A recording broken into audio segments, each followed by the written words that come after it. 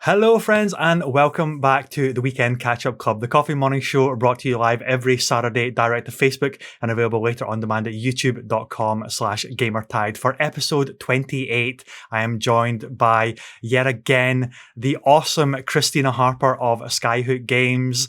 How are you? You've had a very stressful morning. I'm good. Thank you. I'm just excited to talk games again. So I it's always a know. pleasure talking to you. So Oh, thank you, thank you. So, oh my goodness. So, yeah, we've got a jam-packed show. So, for our viewers, what we're looking at today is Unreal facial animation tech called MetaHuman. We've got that. We have the Endwalker expansion, which just got announced for Final Fantasy XIV Online. So we'll maybe show off the trailer for that and have a little bit of a blather about that. The Division 2 gets a brand new lease of life with the next generation update patches for the PlayStation 5 and the Xbox Series X and S. And also they also announced that there's some new content coming for the game this year as well. We've got some CD Projekt Red news. They're still not having the best of years. But on a more positive spin there, they also showed off their Witcher board game. So we're going to be chatting a little bit about that. And we have the Nemesis system from Shadow of War and Shadow of Mordor gets patented. So I'm sure there will be quite a few opinions and things on what that could mean for the gaming industry at large as well. And obviously we'll have our own opinions about that as well. So, oh my goodness. Oh, and I forgot as well, we're going to have to talk a little bit about, MMOs in general, because, I've been playing a little bit of World of Warcraft and I've been delving into Final Fantasy XIV as well. So you are a huge World of Warcraft fan as well. So I'm sure we're going to be talking a little bit about that as well. So let me just share my screen and then the viewers know what we're going to be talking about and you know what we're going to be talking about as well. So where is my browser? There we go. We'll get the show going. Start sharing. Live shows, man. It's so stressful. So, Christina, MetaHumans. this is What? I saw it the other day and I was like, "What? This is like so crazy." I know. It's just, I don't know. It's just weird how you can just jump into Unreal and just build your own. Yeah. I think it's a great idea. Especially if you're just starting out with Unreal. You don't really have much experience 3D modeling humans and stuff like that. Yeah. I think it's a great idea, to be honest. It's still a little bit creepy because I don't know. It's just I don't know. They just look so real. It's really freaky. I know. It's the fact that it's so photorealistic, and they're improving the workflow process of creating NPCs or characters with very minimal effort. It seems from this video, whether that's the reality or not, but it is insane. Like the clarity here is mental, and it's all lip synced as well to the dialogue. It's all, as they say, motion capture ready as well. So, oh my god, it just looks absolutely insane. It's we're close to Skynet being self aware and AI is taking over. I think it's mental. I just love how you can just change the makeup as well. It's just flawless. This makes me want to jump back into Unreal and just make a game. I have no idea what game I'd make, but I just want to make one. Yeah, just mess around and experiment with what it can do. So that is so weird. There's another video here as well. Let's just check this out. I think this is the promotional video. So there's actually free samples on the on the Unreal website, I'm guessing. So, but look at the delivery. So it's all the little inflections, like the eyes kind of crinkling and creasing. It's the muscle movement, from the structure of the model as they deliver. So it's no longer this dead eye robot like we used to see with Unreal Engine 3. Mass Effect comes to mind because it's maybe been topical with the remaster coming out recently. But they're so much more expressive. They feel so much more alive. And to this level, I'm kind of thinking I haven't really seen this since Detroit Become Human, where the character NPCs and the fidelity of expressiveness of the graphics are at this level, but this is a workflow which allows that creation to be like super fast. I'm just like staring at the just staring at the screen. Yeah. Like, Have you played Detroit Become Human by any chance? I actually worked on it for a little bit. Well, of course you have then. Yeah, because this right here strikes me of, you know, the menu screen, that holding screen of Detroit Become Human, where Kara is just like looking at you, and it is so unnervingly real. It's like, okay, this is making me super uncomfortable. It's that level of like crazy fidelity, and I just can't believe that Unreal or game engine tech has advanced to such a degree where it can just like auto-generate this stuff, and there's preset sliders to fully tailor and customize what your character's going to look like, and you can just, I know I'm probably being a little bit facetious here and naive, but essentially just like overlap it over your motion captured data, and it will just animate its things for you. I know there's way more to it than that, but it seems like that's what they're striving for. It's like if you have motion capture data, you just plug it into this new MetaHuman system, and it will generate these NPCs and these expressive characters for you, which is crazy, like absolutely crazy. You just made me think back to in Detroit. I think the character that creeped me out the most with how like I've got Pedro with me again. Sorry. We have a guest. We have a guest on the show. Say hi. Hello. Chloe, you know, the blonde-haired robot. She is like, I don't know. She creeps me out a little bit. I'm not gonna lie. Yeah. I don't know. She just like stares at you and talks, and she just repeats the same thing over and over again. And if you idle in the start menu, she will just continuously bug you. Yeah. And just keep staring at you. Like, it's so weird. I totally agree. It's like so the clarity of the like the pores of the skin, the iris detail of the eyes, and it's just like the character's looking straight through you, and it is so uncomfortable, like believable. It is wild. It's absolutely wild. This is going to be so good for people though who just want to build something. Yeah. I mean, because you can buy the Unreal assets as well, and then you can I think you can legally use them in your game once you bought them. I think so. I think you can, yeah.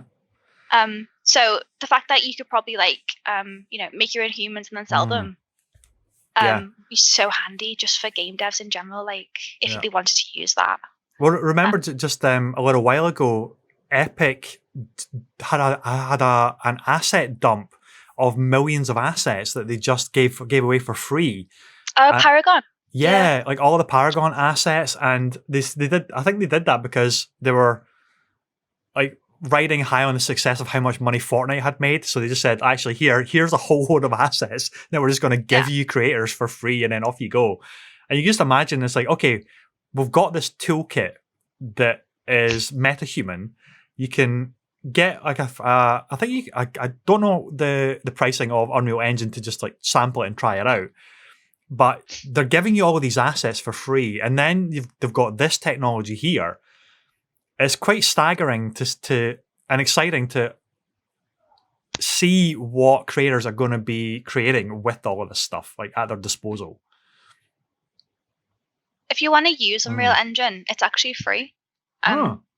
The only thing you can't do with it is if you've used other people's assets, you can't. If they're free, I think you can't legally use them in your game. You have to buy them. Right. But there's so many free. Every month they give away free assets. And I've got a whole library of them just because I pick them up off the marketplace when they're free. Yeah. And you can just build an entire game with them. I just don't know what it's like if you actually make a game and then put it out. I don't know. But yeah, if you got some free time, just get on Unreal Engine and just jump into it because it's so freaking fun. You can make anything. You can make RPGs, you can make side scrollers, you can make just anything. And then if you want to get some funky humans, you could probably make the next I don't know, Red Dead or Cyberpunk or something. Like, Jeez, yeah. And that's the crazy thing, right? Because in terms of game engines, Unreal is such a malleable game engine, right? It's used in so many varied applications that it is kind of wild. I mean, everything from not just game dev, but the Mandalorian TV show uses some of the tech from Unreal Engine as well for the CGI there. But it's all different types of games. It's not just first person shooters, of which it really started with the Unreal Tournament games. But it's like Days Gone is like an open world RPG. It was, Mass Effect was built on Unreal Engine 3. It's just it's crazy to think that creators who have got their head around how to use game engines can just do these incredible things with it. And even the Epic themselves must be thinking, crap, I had no idea that our game engine could be manipulated in such a way that we can create this out of it. It's fascinating. It's really fascinating. Do you think this is going to be like this MetaHuman's new tech that they're just kind of putting out there is going to be something that Skyhook Games is like a resource for outsourcing of different talents. Do you think this is going to be something that Skyhook are going to be like really eager to experiment with? I honestly I don't know. Because a lot of our artists build it from scratch. Yeah. I don't know if they'd want to just turn around and try it out. I honestly don't know. That is an interesting one. I'm pretty sure in the group chat we actually linked the MetaHuman stuff. So the guys have picked up on it. I will be interested to see if they just come up to me one day and say, "Hey, look what I've made in Unreal." That would be interesting. Yeah, I can't wait to see, because obviously at the moment this is very realistic. It's the human face. I want to see what World of Warcraft, high fantasy, can do with this stuff. It's God. Okay, we're going to put a rock texture as the skin or something, and we're going to give them crazy horns and elf ears and really be these outlandish high fantasy characters that are perfectly lip synced and motion captured, but the fidelity is just insanely good. Oh, can you imagine a Tyrande as a MetaHuman? How freaky would that be? I know. I'm very tempted to jump into this and just my night elf. Yeah, just extend the ears and start I might even try this. This this might be a good idea. But yeah, it'd be I don't know, the likes of Dragon Age, for example. Yeah. I don't know, if you started using this kind of technology for Dragon Age, it would just look so realistic. It would just be so spooky. Yeah, for RPGs where there's a lot of dialogue, there's a lot of interaction, there's a lot of connection to characters. Mm-hmm. I can see this being really something that's going to elevate, is going to raise the bar across the industry for developers that are using Unreal. Because my benchmark for the most part is for motion capture and performance capture has always been the main two for me of Rockstar and Naughty Dog, and their performance capture just seems to be just on a bit of another level. There's lots of great devs out there, so don't get me wrong, that do amazing motion capture and performance capture, but there just seems to be this extra elevation when you see a Naughty Dog motion capture performance, whether it's Uncharted 4 or Last of Us 2 or Red Dead Redemption. It's the performance capture just seems to be an insane level above, and I know a lot of that is hand keyed a lot of the time to just augment the performance that they're capturing with those crazy head rigs that you see behind the scenes and everything. So it makes me wonder, it's is that hand keying still going to need to be a painstaking process, or is something like MetaHuman, which I know it runs on a completely different game engine, but is that going to kind of bring that bar even closer to these little nuance and the facial inflections that you get of just little ticks of eyes moving, or the muscle twitching of a cheek or something like that would normally be hand keyed, right? But this seems to just be we can just simulate that now. And you don't have to worry about it. I am very interested to see how far this goes. in game dev. I'm very interested to see. Yeah. And just what I've got on the other screen, it's like an advert for them, and they're just like staring at me, and it's really weird. And it's just so every unnerving. little thing, like the blinks and the irises, and Yeah. oh, it's so weird.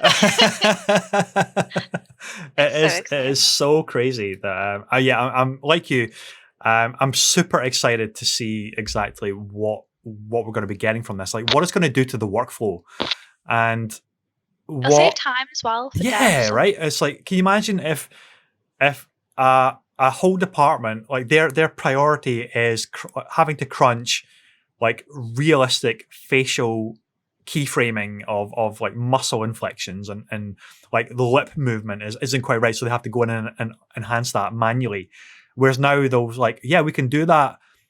I'm not going to be flippant and say at the click of a button, but it might half that or make it like a quarter of the time we need to now invest in that. And then they can really focus on the actual creative rather than a laborious production aspect of the game. Yeah. It's so exciting. Really exciting. Man, I don't see any cat eyes here. I'm a bit disappointed that they didn't simulate like a Witcher. Give me the cat eyes or something. I was thinking of the Witcher using these models as well before, actually. Yeah. Just imagining Geralt like as a real human like that. It's so insanely wild. Anyway, right, so that's quite enough gushing over MetaHuman creator. So let's talk a little bit about Final Fantasy. So do you play Final Fantasy at all? I used to play Final Fantasy online a lot. Yeah. To the point where like I had my own house on the beach, which was an absolute nightmare to get. I had to log in at like, I don't know, like 5 a.m. or something. Absolutely crazy. Just to get this one plot that was right on the beach and that everyone wanted. And we actually got it, which was really cool. And we all had like about maybe 4 of us playing it together. Yeah. Okay. We each had our own bedroom in this little like beach house, and yeah, it was really cool. I played that for a long time. I got burnt out with WoW for a little bit, so I swapped over to Final Fantasy and then just fell in love with it. But now I've switched back, so I don't really play it that much. I think Final Fantasy is great though. I love the character customization on it. You're very limited in some MMOs like Warcraft, for example, even though they have just added new customization features in. But Final Fantasy, you can have like, your ears, your tails, you can just change the face structure. Yeah. Everything about the character, you can just change. It's pretty wild, isn't it? I mean, I've just gotten into MMOs just recently. As you know, we've been having a back and forth on Twitter. And I was really enjoying Warcraft because I was playing on my Mac. I didn't even know I had a Mac version. I thought it was only PC for the longest time, for 15 years. And I just discovered the Mac version, and it runs so well on my iMac. I thought, oh my goodness, I shouldn't have ever sampled this now because I can see the addiction. And I'm this giant Kung Fu Panda type of character, which I absolutely adore. But I'm not used to playing on a mouse and keyboard, so I'm getting arthritis, I think, in my hands. Maybe the claw isn't quite what I want to go for. So I checked out Final Fantasy 14 just this week because I first tried this originally when it was A Realm Reborn, when it launched on the PlayStation 4, and I bounced pretty quickly after that. It didn't click for me at all. And I think back then it wasn't really in the best of states at all. It was like massive improvements over where it originally was, but it wasn't quite, the Final Fantasy 14 coveted MMO that it is today. So they have a sale on right now. So I got the complete edition for like 50% off, which has all of the main expansion packs like Shadowbringer, Heaven's Ward, and a couple others as well. And this got announced, Endwalker. And I thought, okay, you know what? I'm going to give it a good shout. I'm going to jump in. And so I created a couple of characters. And I think I really like it, actually. It's so overwhelming, though. Like, for a console MMO, like, there's so many menus. And it's so dense with, like, trying to explain all of the systems and what you need to do and how everything works. And it is that initial impression of just like screen clutter. You think, oh my god, there's like names everywhere, there's menus everywhere. I can't just like step back and see the game. But once I got my head around it and I started investing a couple of hours, I thought, actually, this is kind of cool and I want to play more. And so I think I'm going to stick with it because I want to get through at least the main stories, which I've heard are phenomenal, like really good. And then, of course, this one's coming out later on this year. So I'm excited to see if it does really click with me and I become like this MMO hound and then I lose all my life to it. I totally agree with the whole it is a bit different on console as well on PC because I tried it on PS4 first and just didn't really like it on the console, and tried it on PC and it was a bit better. Yeah. But I did feel a bit overwhelmed. But again, I sort of compare all MMOs to WoW now because I'm so used to that. Yeah. So when I jumped onto Final Fantasy, it was like there was things everywhere. All the buttons, like I wasn't inventory, for example. Don't quote me on that.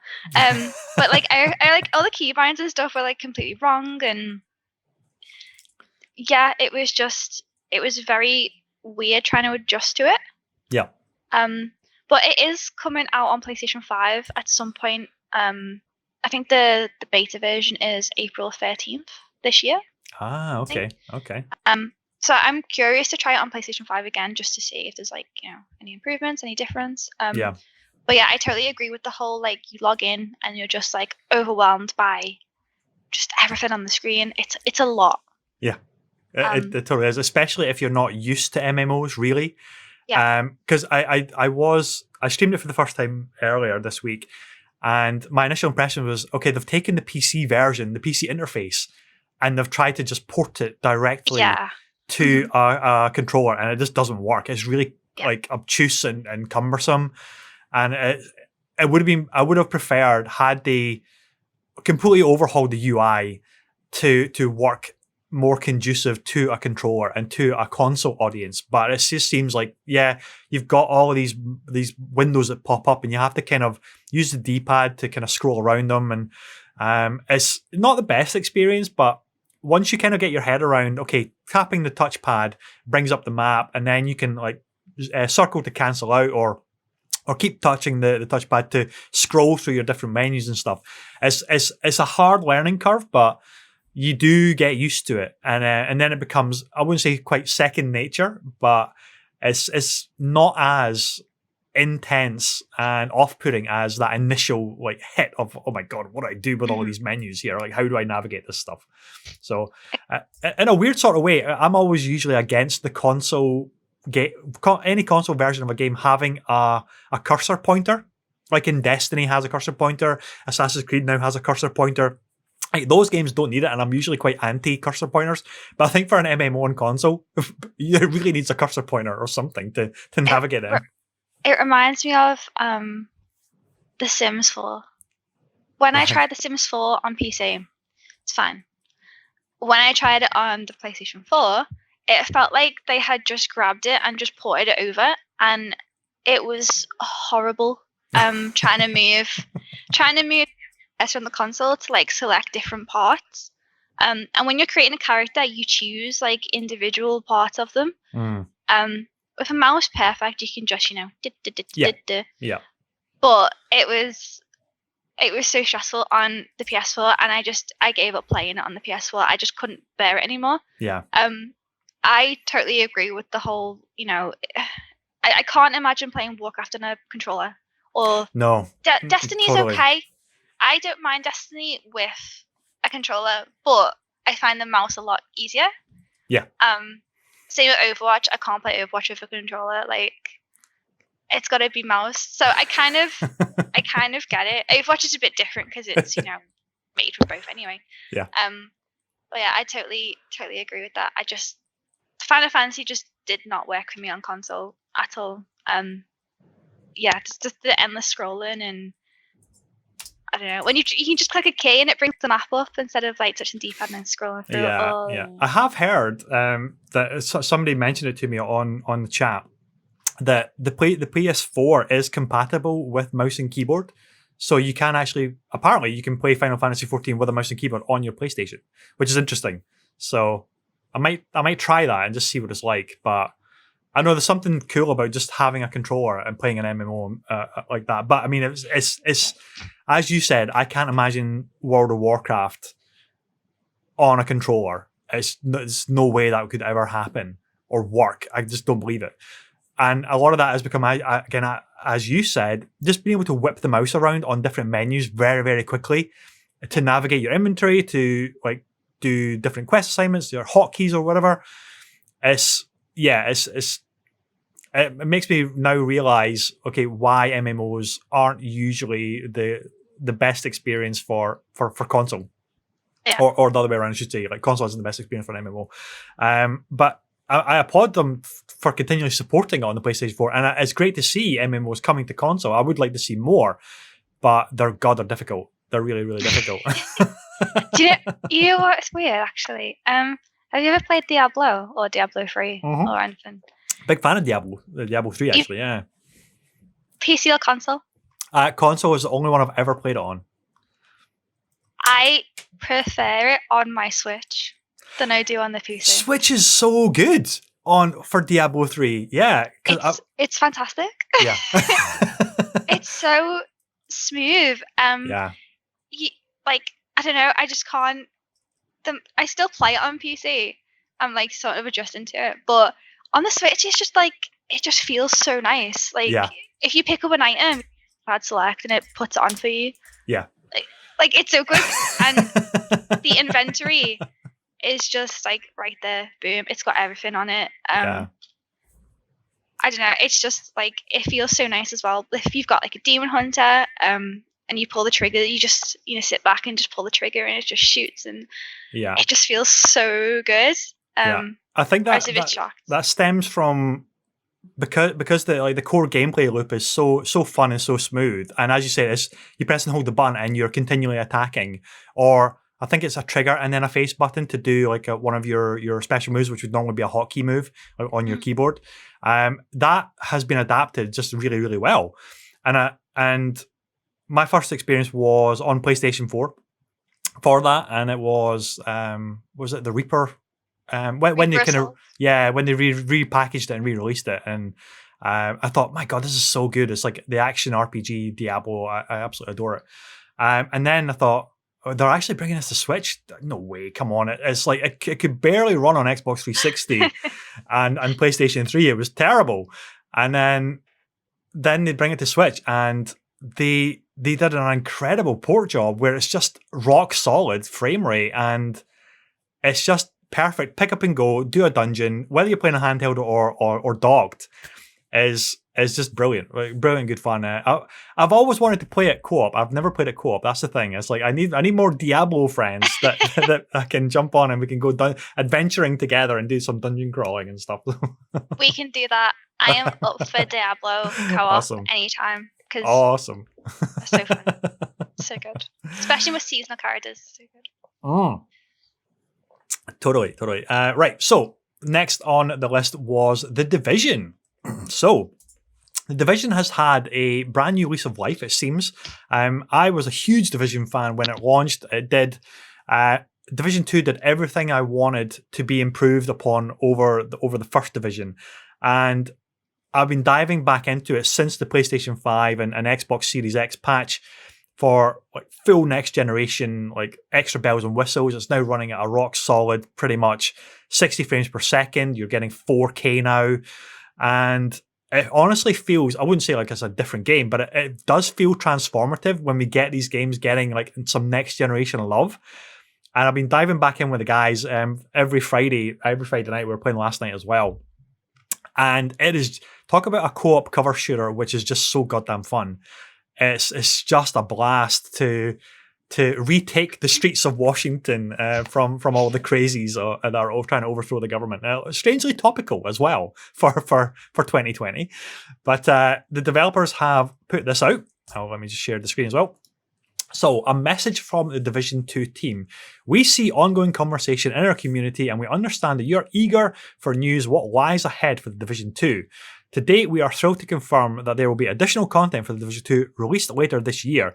It is your continuous passion and support which enables us to continue to build upon the Division 2 experience, and we cannot thank you enough for that. Some of you had noticed that Title Update 12 was originally meant to be that last major title update for The Division 2, but thanks to your continued support, we are now in the early stages of development for fresh content coming later in 2021. So they're not going into any specifics as to what this content is just yet, but this is just fantastic to see that, because I was asking the guys last night, it's like, okay, do you think Division 3 is going to be coming anytime soon? Or are they going to be announcing anytime soon? And I thought maybe it is time to start that conversation about the Division 3. I don't think it's going to be coming anytime soon anyway, but it's great to see that this game is still getting supported and they're still rolling out like just fun things to do to keep that community engaged in that world with like daily, weekly, monthly challenges or like high profile bounties or like regular just little kind of content drops. That really kind of, Destiny was the forebear of all of this stuff on console for sure. And it's really Division doing their own like twist on it. And I really love to see that. I haven't played too much of the Division. I started playing it and I don't know, I felt like it was really hyped for a while and then it just started to like die down a little bit. Mm-hmm. But I think I might jump back into it knowing that it's been given a bit more content and stuff. Yeah. I think I've got it on PlayStation actually, so I think I'll just try it out again on PlayStation. Yeah. But it's nice to see that the sort of, they could be making a free in the background. Who knows? And it's nice to see them giving a new like lease of life to a game that has died down. Yeah. A little bit. So this is interesting to see. I think it's really encouraging when you think a game is basically done. Last generation is basically done. The community is still there, but they're kind of dropping off. They're dipping in occasionally, but it's not those launch day numbers where everybody's on it, everybody's online playing it for like the first couple of months or so. And what I love is when there's a next generation update for a game that you think is done, then everybody kind of floods back to it. Yeah. And it's really encouraging to see. It's like, okay, let's check it out. And for something like the Division 2 or Destiny Beyond Light, when that came out last year to kind of roughly coincide with the launch of the consoles. Again, that brought loads of people back because it wasn't just the new expansion, which is great in itself. You've got the field of view sliders that the PC fan base had been enjoying since the beginning, but you're now getting like double the frame rate at 60 frames per second. You're now getting dynamic resolution up to 4K or whatever, however it works under the hood. But you're also getting all of these little extra bells and whistles, and it really kind of brings that community back that had maybe dropped off, that maybe just want to dip in and see what's new, and then they get that bug all over again. It's like, oh, this is why I used to love Destiny, because the shooting is so satisfying, or like the daily bounties are so addictive. You just drop in, it's super pick up and play easy, and that's kind of what the Division's like as well, where we just get the friends together, and it's just such a tight cover shooter. At its core, that's kind of really all it is, but it's just fun. Like the mechanics are so tight, and we're just having a blather and just laughing at like the ragdoll physics of somebody who gets like the gas canister on their back and they get catapulted across the map or something, and it's just like hanging out and just like shooting enemies and just having silliness. It's really good fun. I'm glad it's had. It sounds like you're just like really enjoying it again. So I'm so happy that you've like gave it an update. Yeah, and it's running so smoothly now, which is crazy. You're thinking, so this must be what like a high-end PC experience is like. This is what I've been missing out on. That's one thing I haven't heard is bugs for the Division. Like when a game like releases and stuff, you will hear somewhere down the line like, oh, there's this really huge bug that caused a problem. I've not actually heard about any issues with the Division 2. I don't know if that's just me like having blinkers on and not reading Twitter, or just not picking up on it. There was some for sure, but there's nothing major. Yeah, exactly. Like that game engine, the Snowdrop game engine, and that team just seemed to do like a phenomenal job of, okay, we learned so much from the first Division, And when the Division 2 came out, it's like we addressed everything that we got hit about, like more content, more endgame content.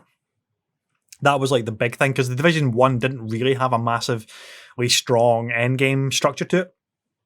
But Division 2 was like, they fully addressed all of that. And now you've got different world tiers and everything. And yeah, there's the occasional like weapon like randomly floating in the air or something like that. Like or like people getting clipped into the environment. But it's like super minor stuff considering. And it was so impressive to see, oh my God, this is like a proper sequel. It's like it's addressed everything and improved everything and given you more interesting content, more interesting like mission designs to mess around with. One of my favorites is going into the Air and Space Museum, because it's set in Washington. You've got like the National History Museum. You've got the Washington Monument. You've got all of this really cool like landmarks that you get to have these crazy shootouts in. So there's you got to steal back the Declaration of Independence, like Nicolas Cage National Treasure style, all this kind of stuff, which is really, really fun and interesting. And I think that's what Massive, Ubi Massive, I think it was. They did. Oh, I think there's like loads of studios involved, to be fair, but they did such a good job of really nailing. Okay, this is what we need to do for the sequel of Division 2, and they certainly delivered. And they seem to be like continually like delivering little content drops to keep it feeling fresh. And you know, that Resident Evil collaboration just got dropped a couple of weeks ago as part of the 25th anniversary, so you can collect the RPD like uniforms and stuff right from Resident Evil characters. So that's kind of cool. I've got a berry on my character right now, so I'm looking forward to getting the rest of the SWAT outfit for that. Is that Jill's? Is that right? Jill Valentine's berry, yeah. Yeah. So my agent is just like burly, bald, massive ginger beard, like agent, and I've got Jill's berry on. It strangely works as well. I quite like it. Oh my! I need a screenshot of this, by the way. I want a screenshot. Okay, I'll post it on Twitter later. Like I can imagine Jill's full outfit as well. And now I'm imagining your character with the full outfit on. So I mean, that would be it's the kind of the violet tank top and the bluish kind of like combat joggers on and stuff. Yeah. Oh my God. Great That's stuff. cool though. I like that crossover with Resident Evil. It I like really it is. when studios cross over anyway. I think it's cool. So. Yeah, actually, speaking of the crossover, I've got the screenshots here. So if I scroll, so you get Leon Kennedy's RPD outfit, which is the burly one. Chris Redfield's outfit, Umbrella Dude. But there you go. If you scroll into the bottom here, so there you go. There's Jill Valentine's Star's outfit. So you get that. But it's done in a way like typically Destiny loot drop style, whereas you have to continually work to randomly get a piece of the outfit. So you have to farm the objectives or the strikes or strongholds, I think they're called in Division. Oh man. It says ink ribbon on the trophy backpack pickup things. Oh, hold on, wait. That Lumen ink ribbon. Oh, fantastic. See, it says T-Virus, Jill Sandwich, and then it says ink ribbon. I hate that ink ribbon. Whenever I see the word ink ribbon, it gives me like PTSD. Oh, really? Yeah. Just oh, that bloody ink ribbon. This is fantastic. Cool. So, what's next on the list? What have we got? So we'll just get rid of that stuff. Okay, so yeah, we'll talk about this very quickly. I don't want to go into too much detail about this because it's pretty a horrible situation.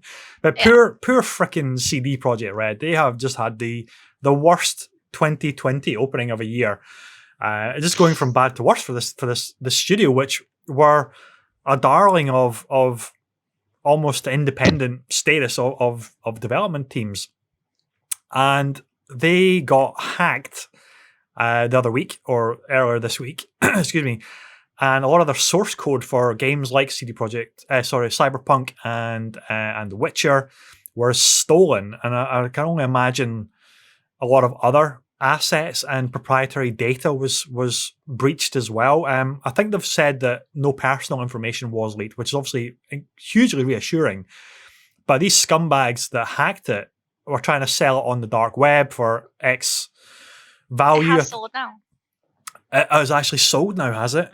Like who? I mean, who's I don't. I mean, I don't even want to question. It's like, who would even buy this kind of stuff or be party to this kind of stuff? It's just horrible, and I really hope that the tide can turn on CD Projekt Red and they can have a break. Just get a break from all of this stuff because okay, Cyberpunk releasing and that whole scandal is one thing, and consumers have a right to be annoyed, and the backlash on that was somewhat justified. I know there was a lot of people's like what people were saying is pretty disgusting and like hurtful, and that's obviously never okay. But being upset and feeling like you're lied to, okay, that's one thing.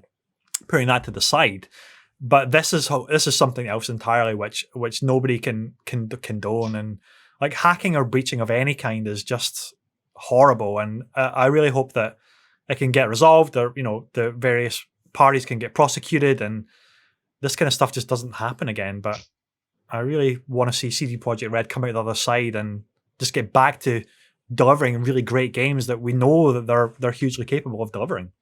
I don't know who has the time to do this.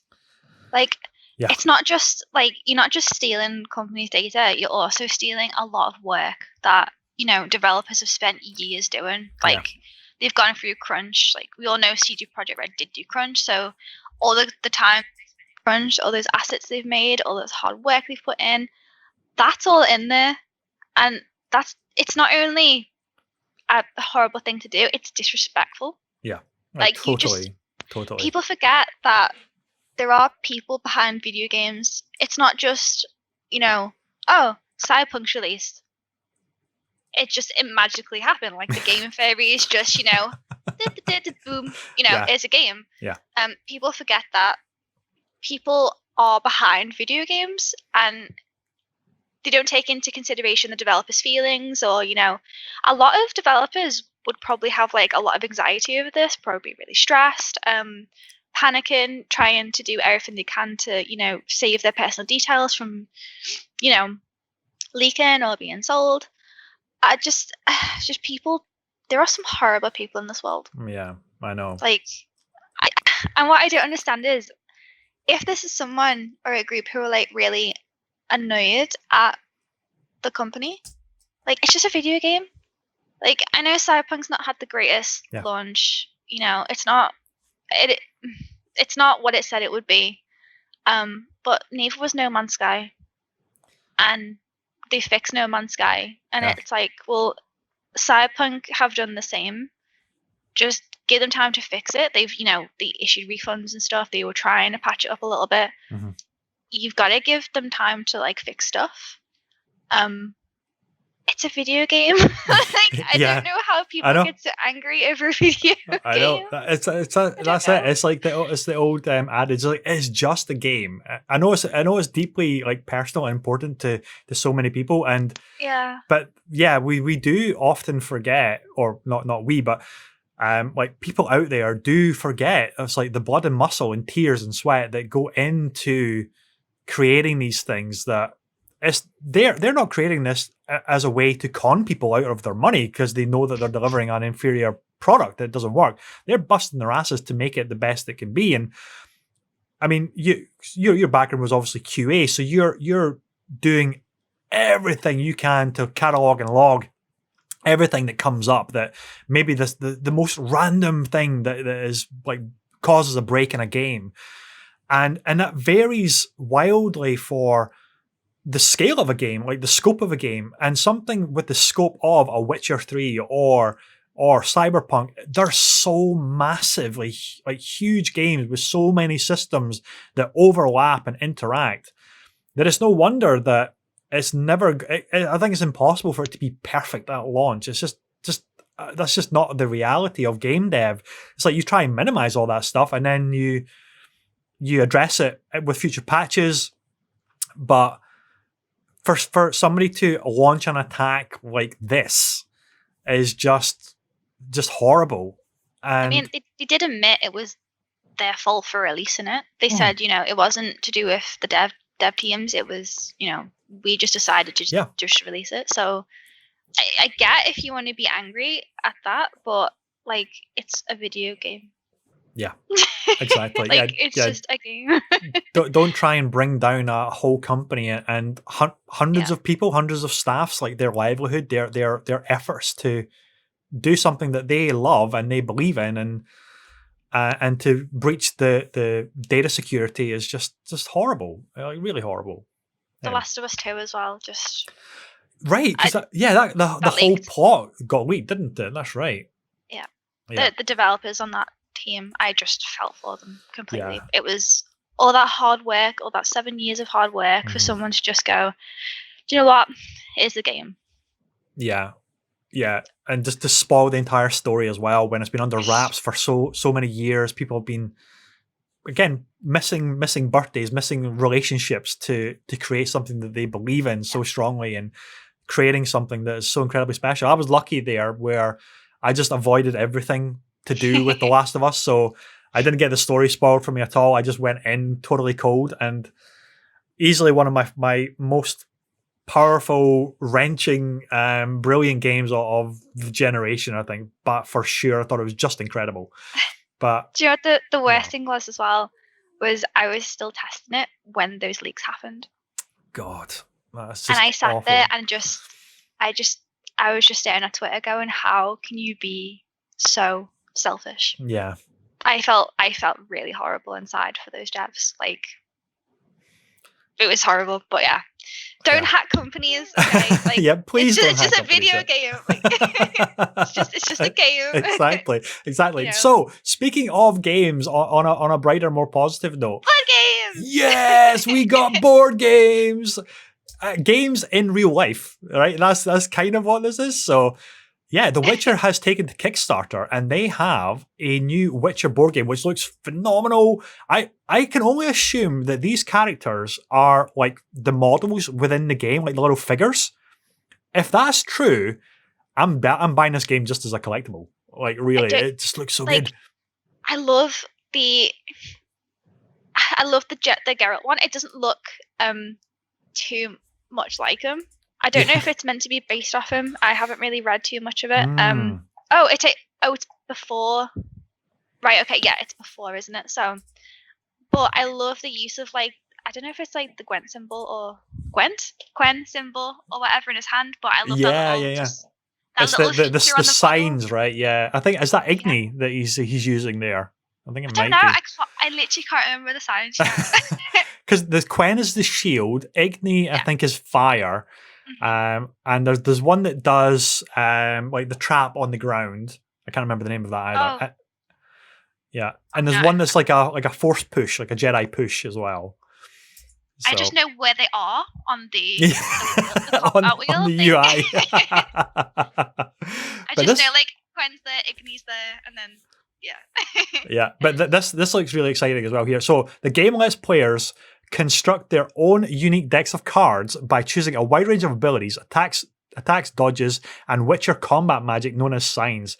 Go on board's synopsis reads, through card synergy, players aim to achieve powerful combos as they utilize their Witcher's skills, hallmark abilities to their full potential. Quests, battles, and even dice poker will allow each player to earn money, obtain new items, and train their skills. I am so down for this.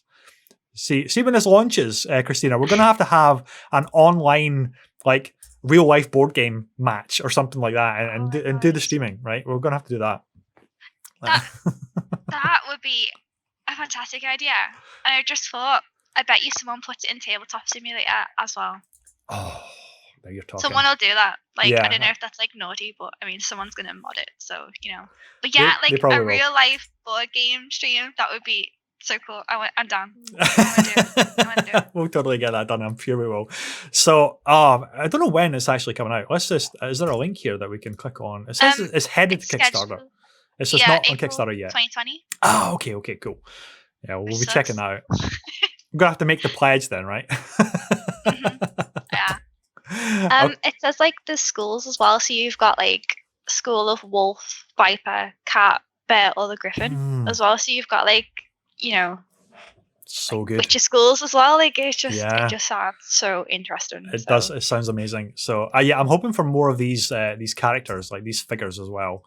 I really want to paint them. Like, Can you imagine? I'm scrolling. They look ready to be primed and just painted. Yeah, like I mean, it's really rife for that Warhammer style of like characters that you can just paint, maybe a little bit bigger for instead rather than the Warhammer characters because they're super tiny. But it just looks so good, and I hope there's lots of. What's the one that's it's like a wraith, but it's like a witch with her like tongue is all like hanging out and stuff like that. Like there's loads of characters. The Warthag. Yeah, like all of these characters, all of these different. I can only imagine that there's going to be like some of the quests in the game are going to be like the monster contracts, just like from the games, where you have to maybe team up with other Witchers that are playing the board game with you to take down like an alpha predator or something like that. That could be really cool.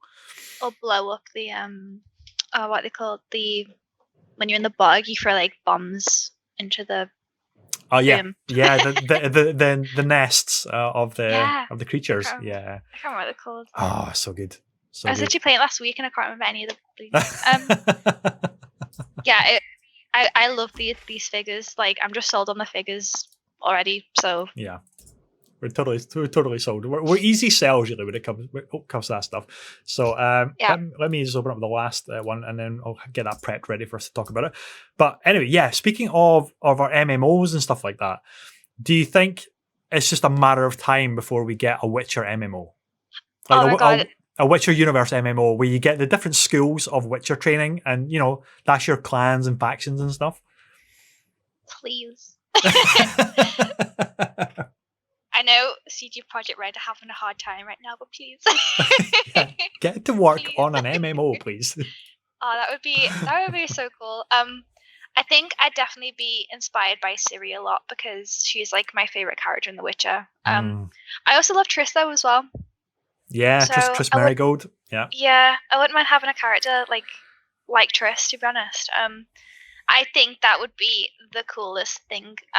You know how you were saying you might need to get like other witches to team up in the board game and help you do stuff? You could just like walk around like the world and just be like, do you want to help take out this big old creature over here that's terrorizing the village? Yeah, let's do it. Yeah, that'd be sick. And then you all get a share of the money, or like you will each get like the amount that you would have got solo. Yeah. Oh my god, you could go to an inn and have a drink together. Like honestly, you could just play some Gwent together as well. Oh my god, yes.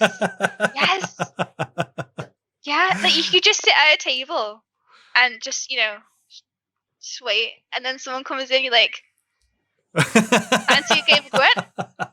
You can collect cards as well. Like, telling you, it's ripe, but it's so rich, the universe. Because as you said there, I was narrow-mindedly thinking, okay, you can only go a Witcher class of character based on different skills, but yeah, open it up and create your own like sorceress, or how about this for like a really left field thing? How about you get to be a monster in the world as well? You get to create your own. So it's like a bit of a.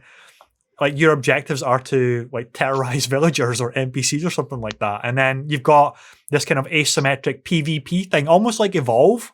You know the game Evolve by Turtle Rock, where somebody goes like the big f off beast, and then then you've got like a party of like that 4v1 asymmetric multiplayer where you got to tackle the beast as well, and like witchers and sorceresses against the creature, as a game mode within the MMO, whatever it could be. It's so exciting. We could spitball. We should just create this ourselves. We should, you know, license CD Projekt Red. I've got it. Yeah, we'll do it ourselves. We'll just like you know, just be like, we're taking over now. Okay, cool. We'll use the MetaHuman thing. We've got this. It's all right. We've got it. Yes. I just thought you could have someone. You could have like factions like The Witcher and then the Wild Hunt. So if you wanted to be this like really like badass looking, you know, dude from the Wild Hunt, you could do it, and then you could have the people who just want to be witches, and then you could have like the Wild Hunt raid like a village or an inn, and then the witches are like, we've got to defend and stuff like that. This could work. This could work. Yeah, totally could. You can imagine it is like that ever changing map world map where a region of the map is constantly getting invaded, and then you flock to this event that's happening. But rather than it being like AI NPCs that are triggering this event, it's actually triggered by other players in the world. Yeah. That sounds so cool. That sounds so good. I really want this to happen. Like, it's probably not going to happen, but that would just be so cool. And you could have your own horse as well. Yep. Oh my gosh. Why limited to a horse? You know, it could have another creature as part. It doesn't have to be roach. It could be something else entirely. A wolf. It could be a wyvern or something. You know, who knows? It could be absolutely anything. You could be like a sorceress as well, I guess. I suppose you could do that on both factions. You could be like a wild hunt sorceress, because why not? Well, yeah, they have to have like a counterpart, right, for each faction. Yeah, that'd be that's just got me super excited as to the potential here. I'm sure they've been spitballing this already, but if they haven't, you know, tap us for some. We can be creative consultants on this project, and happy to work on it. Someone's definitely thought about it when they were like, I don't know, QAing it or something like that. They've just gone, you know what, this would be fantastic as an MMO. 100%. Okay, so last topic of the show, which we're going to talk a little bit about, and this is this crazy patent by Warner Brothers Studios on behalf of, frankly, it's an amazing system, an amazing game system called the Nemesis system. We first featured in Shadow of Mordor back in, I think it was 2013 the game originally came out, 2013-14. And obviously reprised it in Shadow of War, which came out a few years later. And the Nemesis system, what it basically does is that it is a hierarchical system of enemy interactions with the player that will react dynamically based on your encounter with them. And if you attack or kill one of the NPCs that's just marked as your nemesis, they can either come back to life, but with being somewhat modified, and they will remember the manner in which you potentially killed them or maimed them, and that will then roll out into how they now look or behave or interact with you, the player. And it is this kind of domino system of constant interactions, constant creating these nemesis characters, and an upgrade system of their like military rank within their faction. If they've vanquished you, then they might get promoted to like a general or captain or something, and they'll remember like what they did to you when you respawn and you meet them again. It's such a great system, and that there's so many games I would love to see this rolled out into, and other developers' twists on as well. But sadly, that is clearly never going to happen, because those executives at Warner Brothers Games have patented the shit out of it, and it can't ever come to any other game dev until whether they lease the system or they creatively get around it somehow. So yeah, Christina, what are your thoughts on this? They've got it till apparently 2035 as well. Jesus. So, okay. Wow. I do love this whole idea of so I've played through the Middle Earth. Yep. Is it Shadow? Shadow of Mordor was the first one, yeah. Yeah, and then Shadow of War was the second one. Yeah. Yeah, so I played it through, and it was super stressful for me because I kept like dying a lot. Yeah. I'll admit that. And then everything just kept getting stronger, and whenever I went back, he was like, I've seen you before, and I don't like you. I'm going to kill you again. And it's just like a really cool, really interesting way of playing. It's not something I'd seen in other games before where, you know, the enemies remember what you've done. They remember you try to kill them, and then they actively get stronger as well. Yeah. I just thought it was like a really interesting thing. I'm interested that they've patented it as well, or patented. That's really interesting to see. Yeah, I don't know. I think that was a smart move. Okay.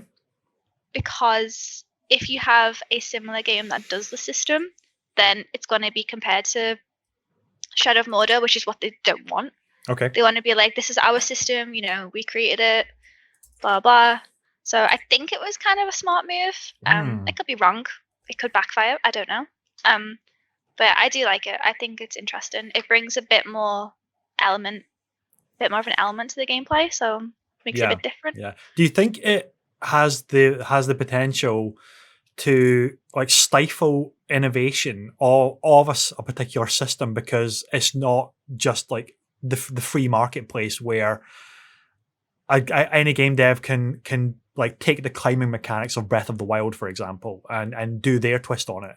If Zelda patented like the stamina bar for climbing, for example, then no other game could ever use that. Do you think that's a negative impact on the industry, or do you think it's just better for the developer that patents it? Yes and no. I mean, doesn't Genshin Impact have... Is there another game that has a stamina bar? Is it Genshin? Genshin Impact, I haven't played Genshin Impact, but I don't know if it does or not. But, recently Immortals Phoenix Rising is the closest kind of mirror, I would say, of Breath of the Wild. Like, on the surface, it's like the Greek mythology Breath of the Wild. Like, all the mechanics are very, very similar, like almost carbon copy. It might be that I'm picking up. Yeah, which has, when you climb, you can climb any surface, but there's a stamina bar to it. It's got the magnetic thing to like lift and move around objects, all that kind of stuff. So it makes me think, okay, Immortals Phoenix Rising probably would not exist, or certainly not exist in this guise, if Nintendo had fully patented this style of open world system. And which is a real shame if games that we want to see variations or twists on a particular mechanic can't do that because of somebody holds the license for it. But again, the opposite side of that is, well, maybe that just forces a developer to think creatively themselves and do their own version of that, which isn't immediately referred to, oh, that's just that game, but with X skin over it, and that kind of thing. So maybe it does foster more identity for other developers to do their own thing as well. It's difficult. Yeah, now I think I'm back to the Nemesis system. Yeah, okay. I don't know, like the climbing thing is it's such a minimal. Yeah. Well, I won't say it is a minimal thing. Yeah. It's not too major to the gameplay. I mean, it's a good feature. It helps you, get to places. Whereas the Nemesis system is sort of like a little bit bigger. It's sort of like the main game, isn't it? It kind of is, because you're creating these like mini narratives, like with the enemies and stuff like that. I mean, the good thing is it is WB Games, so any WB game could use it without fear of getting sued or anything like that. So that means like a Batman game could have it, because that's obviously WB Games. So rather than having Two-Face, well, actually, maybe not the main gallery of villains would work because they can't really get upgraded or promoted. But henchmen, like the henchmen that you constantly like, break their arms and stuff like that and put into headlocks and as Robin or Catwoman or Batman, then maybe there's a hierarchical system within that, like the Joker's gang of criminals. Maybe there's a hierarchical system there that can be explored, or Two-Face's henchmen, there's a hierarchical system there, and they get promoted to captain of like the Joker's right-hand man, but you've broke his jaw 3 times, so he has to wear this like big metal plate around his jaw, and he becomes like super ferocious and leveled up. That kind of stuff I think is so cool, and I'd love to see it in Mad Max as well. Mad Max was ripe for it, but we never got a Nemesis system there, sadly. Because you just imagine, okay, if you have a vendetta against another road warrior that's an NPC, then they keep getting leveled up. Their car gets more and more elaborate with these upgrades, and then they have their own posse of other cars that kind of follow them to hunt you down, and it becomes this whole mini narrative in these worlds. I think it's super rich to be explored, and I don't think we've seen nearly enough of the potential of the Nemesis system yet. I guess that's why they've done it then, because I completely forgot that, Warner Brothers have so many games. I mean, the Batman games for sure, if they introduce the Nemesis system in there, I suppose it works for them because they have so many titles. That's probably why they've done it. Yeah. Yeah, and just thinking back to all the titles they've got now, yeah, that's probably why they've done it, just to be like, right, these are our games, this is our system, like you just don't touch. Yeah. And then you can't compare Warner Brothers games to any other games because it's theirs. Yeah. Yeah. They have this system that is uniquely theirs. And yeah.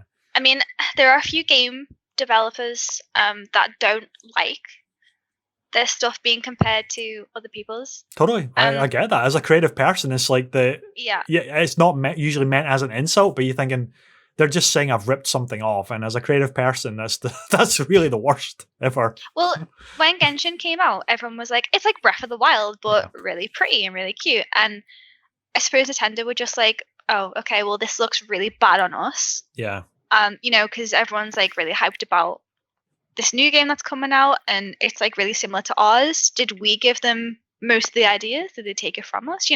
There's all this these thoughts and feelings in the background as well. So if I made a game, I wouldn't really want it to be compared. I'd want it to be like I'd want it to be unique. I wouldn't want anyone to be like, oh well, your stuff's great, but it's also in this game as well. Mm-hmm. And this game's like really hyped up and it's better. I just feel like, okay, great.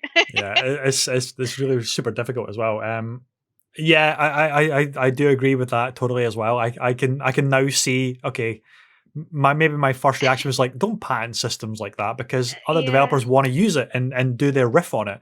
But I do appreciate, okay, that means that it's something that is totally uniquely theirs, and that can be a defining characteristic of their games, and putting that into their games that is unique for. I mean, would a Harry Potter game work with a Nemesis system? I was just thinking of Hogwarts Legacy. I was like, I wonder if like you're Gryffindor and you go like Hex or Slytherin, and then they remember that, and then you go see them again and like, right, Potter, I've learned.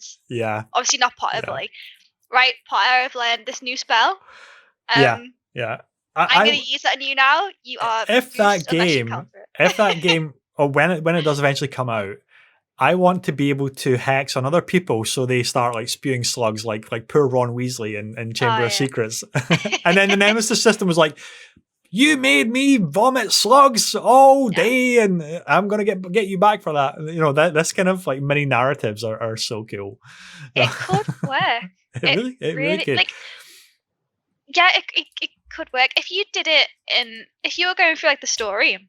Mm-hmm. It would definitely work for like Voldemort because he meets Harry and that's like the start of this whole system, and then the first time he sort of like defeats him as Quirrell, he remembers that, and then he's like, right, well, I'm getting stronger now. And with the Horcruxes as well, he feels like he's made himself immortal and he's stronger, and then if you destroy them, that could add like take something off, make him a bit weaker, and then if you fail to defeat him, if you get stronger, it definitely could work for Hogwarts Legacy if they did it a specific way.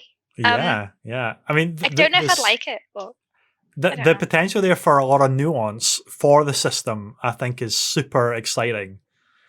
Like to what level of minutia can you create these little rivalries and things that stick with an NPC character to come back, and just like at the worst time, it's like you're getting your ass kicked and then saying, "Oi, Potter, you made me vomit slugs," or "You hexed me back in my year 1 of Hogwarts school," and then they get stuck in with you as you're losing a battle for something else.